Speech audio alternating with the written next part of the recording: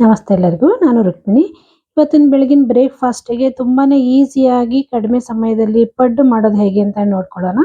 ನಾವಿಲ್ಲಿ ಅಕ್ಕಿನ ನೆನೆಸಿ ಮಾಡೋ ಅವಶ್ಯಕತೆ ಇಲ್ಲ. ಇನ್ಸ್ಟಂಟ್ ಆಗಿ ಬೆಳಗ್ಗೆನೆ ಬೇಗನೆ ತಕ್ಷಣಕ್ಕೆ ಮಾಡ್ಕೊಳ್ಳುವಂಥದ್ದು. ಬನ್ನಿ ಹೇಗೆ ಮಾಡೋದು ಅಂತ ತೋರಿಸ್ಕೊಡ್ತಾ ಇದ್ದೀನಿ.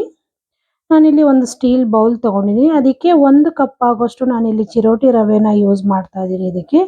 ಇದ್ರ ಜೊತೆಗೆ 1 ಕಪ್ ಆಗೋಷ್ಟು ಅಕ್ಕಿ ಹಿಟ್ಟು ಕೂಡ ಯೂಸ್ ಮಾಡ್ತಾ ಇದ್ದೀನಿ. ಎರಡನ್ನೂ ಸಮ ಪ್ರಮಾಣದಲ್ಲಿ ತಗೊಂಡಿದ್ದೀನಿ. ಇದ್ರ ಜೊತೆಗೆ ಒಂದು ಅರ್ಧ ಕಪ್ ಮೊಸರು ಕೂಡ ಇದಕ್ಕೆ ಸೇರಿಸ್ಕೊಳ್ಳೋಣ. ಸ್ವಲ್ಪ ಸಿಹಿ ಮೊಸರೇ ತಗೊಳ್ಳೋಣ, ಇಲ್ಲಿ ಹುಳಿ ಮೊಸರು ಬೇಡ.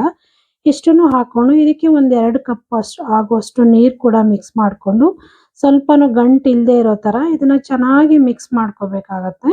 2 ಕಪ್ ನೀರು ಸೇರಿಸ್ಕೊಳ್ತಾ ಇದ್ದೀನಿ. ನಾನು ಒಂದೇ ಸಲ ನೀರು ಸೇರಿಸ್ಕೊಳ್ತಾ ಇದ್ದೀನಿ. ಮತ್ತೆ ಏನು ಸೇರಿಸ್ಕೊಳ್ಳೋ ಅವಶ್ಯಕತೆ ಇರೋದಿಲ್ಲ. ಇಲ್ಲ ಸ್ವಲ್ಪನೇ ನೀರು ಹಾಕಿ ಬೇಕಾದ್ರೆ ಆಮೇಲೆ ಎಷ್ಟು ಬೇಕೋ ಅಷ್ಟು ನೋಡಿಕೊಂಡು ಸಹ ನೀರನ್ನ ಮಿಕ್ಸ್ ಮಾಡ್ಕೋಬೋದು. ನಾನಿಲ್ಲಿ ಒಂದೇ ಸಲ ಯೂಸ್ ಮಾಡಿದ್ದೀನಿ ನೀರನ್ನು. 2 ಕಪ್ ಇಷ್ಟು ಹಿಟ್ಟಿಗೆ ಸಾಕಾಗತ್ತೆ. ಇದನ್ನು ಸ್ವಲ್ಪನೂ ಗಂಟು ಇಲ್ಲದೆ ಇರೋ ಥರ ಚೆನ್ನಾಗಿ ಮಿಕ್ಸ್ ಮಾಡ್ಕೋಬೇಕಾಗತ್ತೆ. ಮೊಸರೆಲ್ಲ ಹಾಕಿರೋದ್ರಿಂದ ಚೆನ್ನಾಗಿ ಮಿಕ್ಸ್ ಮಾಡ್ಕೋಬೇಕು. ಇವಾಗ ಇದನ್ನಿಷ್ಟು ಮಿಕ್ಸ್ ಮಾಡಿ ಒಂದು 10 ನಿಮಿಷ ಇದನ್ನು ನೆನೆಯಕ್ಕೆ ಬಿಡ್ತೀನಿ.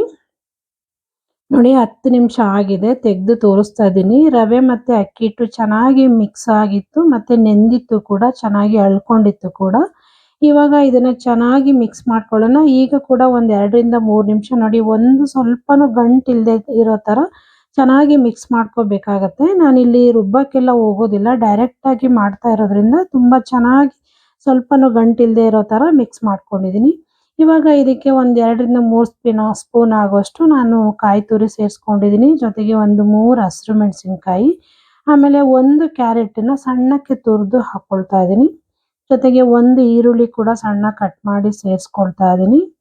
ಜೊತೆಗೆ ಒಂದು ಸ್ವಲ್ಪ ಕೊತ್ತಂಬರಿ ಸೊಪ್ಪು, ಆಮೇಲೆ ಒಂದು ಅರ್ಧ ಸ್ಪೂನ್ ಆಗೋಷ್ಟು ಜೀರಿಗೆ, ಆಮೇಲೆ ಒಂದು ಸ್ವಲ್ಪ ಸೋಡಾ, 1 ಚಿಟಿಕೆ ಆಗೋಷ್ಟು ನಾನಿಲ್ಲಿ ಅಡುಗೆ ಸೋಡಾ ಯೂಸ್ ಮಾಡ್ತಾ ಇದ್ದೀನಿ.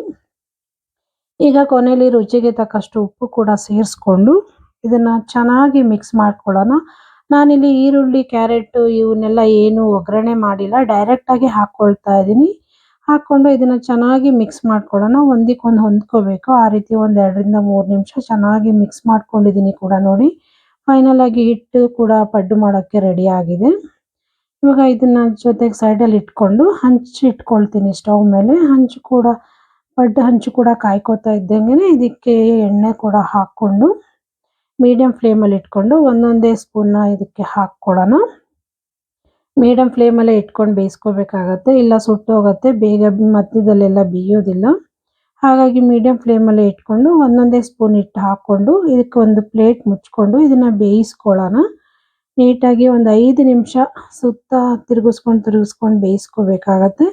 ನೋಡಿ, ಇವಾಗ ಒಂದು 5 ನಿಮಿಷ ಆಗಿದೆ. ಮೀಡಿಯಂ ಫ್ಲೇಮಲ್ಲೇ ಬೇಯಿಸ್ಕೊಂಡಿದ್ದೀನಿ. ನೋಡಿ, ಇವಾಗ ಮತ್ತೆ ಇದನ್ನು ತಿರುಗಿಸ್ಕೊಳ್ತಾ ಇದ್ದೀನಿ. ಎಷ್ಟು ಚೆನ್ನಾಗಿ ರೆಡಿ ಆಗಿದೆ ನೋಡಿ, ಸೂಪರಾಗಿ ಪಡ್ಡು ರೆಡಿ ಆಗಿದೆ.